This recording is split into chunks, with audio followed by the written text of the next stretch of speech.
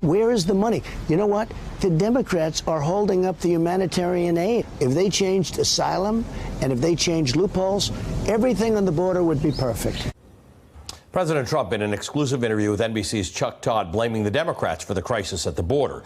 Over the weekend, the president announced his plans to postpone mass immigration raids against undocumented families, tweeting that it was, quote, at the request of Democrats. However, two DHS officials tell NBC News the raids were called off in large part because details of the plan had leaked to the media, and because once ICE did not have a plan in place for detaining 2,000 immigrants, mainly families whom they were going to arrest and deport. Last hour, House Speaker Nancy Pelosi spoke out about the planned ICE raids, saying ICE agents have no business showing up without a warrant.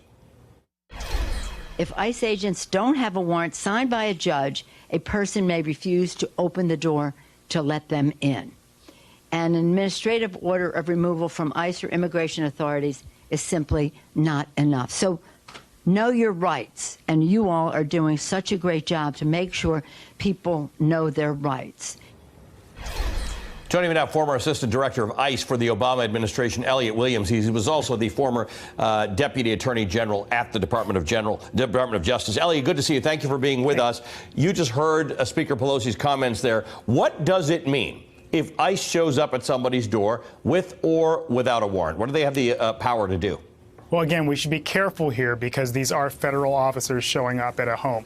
The Speaker is correct in that it is not a search warrant for criminal activity. So, you know, like when a federal judge has been demonstrated that there's a bag of crack cocaine sitting on the coffee table, yes, you know, that authorizes officers to get a warrant and enter and search, right? This is a warrant for arrest. Now, that doesn't entitle officers to enter the home. They can knock and say, hi, is Allie home? And, you know, if the answer is yes, Allie's home, then, hey, can we talk to him? And then, of course, that might lead to his apprehension and removal, right? But she sort of steps up to the line of suggesting that ICE agents don't have any authority when they approach your home, and that's just not accurate.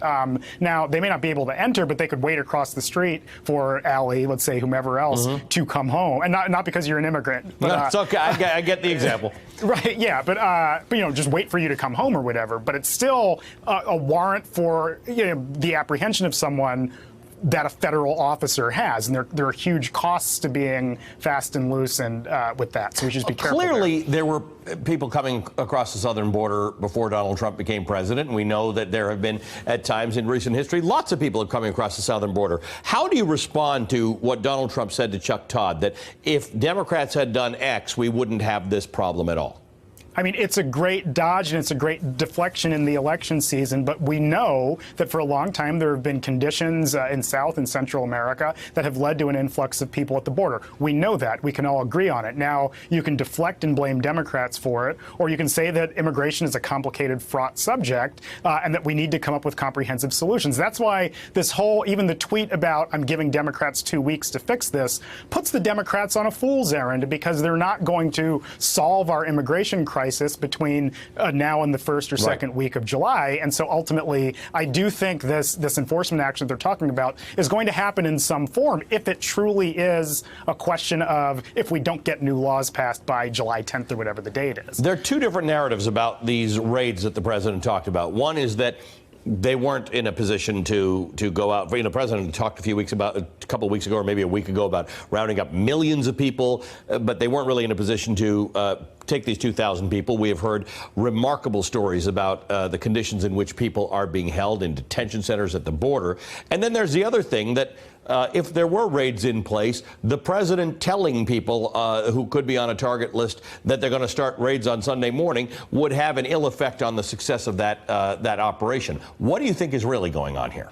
Yeah, I think the president's just not talking to the experts. Once again, you and I have talked about the Justice Department probably 40 times, Ellie, and same thing happening there. But he's not listening. So number one, he's putting agents and officers at risk by tipping people off as to whether enforcement actions are happening. And he's also driving up fear among people who really aren't a threat to the United States and are who are unlawfully present, but aren't posing a threat to anybody. So it hasn't really done anything except give the president, like like I said, in the election season, a bully pulpit and like the chance to say again, as he did at his convention 2+ years ago, I alone can fix it. It asserts him as a leader. But in the end, it was actually very bad for law enforcement and public safety to out the fact that these enforcement operations were going to happen. And once again, using the rhetoric of millions of people, if that's your goal, it's not just about getting criminals or folks with prior criminal orders out. I mean, you're talking about families and small business owners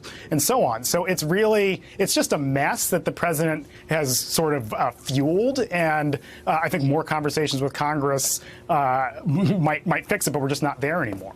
Hey, MSNBC fans, thanks for checking out our YouTube channel. Subscribe by clicking on that button down there and click on any of the videos here to watch the latest interviews and highlights. You can get more MSNBC for free every day with our newsletters. Just visit msnbc.com/newsletters to sign up now.